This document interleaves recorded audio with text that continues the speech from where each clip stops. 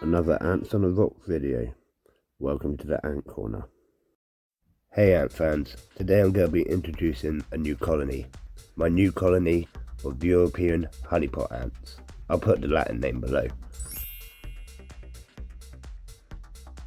This awesome species of ants has designated workers called repleates. They use these to store food and water, calling them aqua repleates. Their gasters swell up absolutely massive, and if you look in here, there's a few repleates in there. It's not that best footage, sorry about that, but I do get some better footage later of the repleates, so make sure you watch to the end.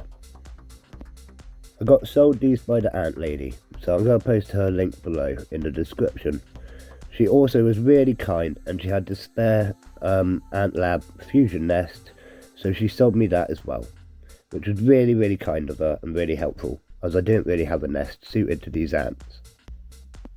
Although they haven't actually taken to it very well, and at this point currently, after filming this, I have now removed the nest and I've put the test tube straight inside the outworld as a tubs and tubes setup.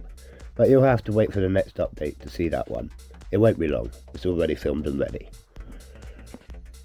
So as always, I took the cotton wool out and straight into the outworld with it. I struggled a little bit to get this connector bit on. This is just a little connector that I use to attach the test tubes to the vinyl tubes. It works really well, but it's a little bit fiddly to get on because it is so tight. But that's what you need when you're dealing with ants like that. With a little bit of editing magic, it's done. Really easy with the power of editing. So as always, I just use this time to quickly tidy up my workstation and make sure that everything is connected properly. Next, I added this shell just by the entrance port, just to make it slightly easier for them to come in and out. This is also helps entice them in and out, so why not? I put in an extra little bit of cotton wool, which I then added some of the ant lady's cotton candy ant syrup stuff too. Again, you can follow the link below if you want some of this. I use it with all my colonies. Really helpful, and with little ants like this, it's best to add it to a piece of cotton wool so that they don't drown or get stuck to it.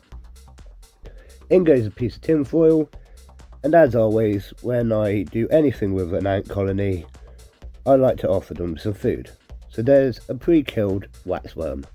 Make sure it is pre-killed with this species of ant, as they are completely foragers and they're very unlikely to attack anything that's even wiggling, so it has to be fully dead.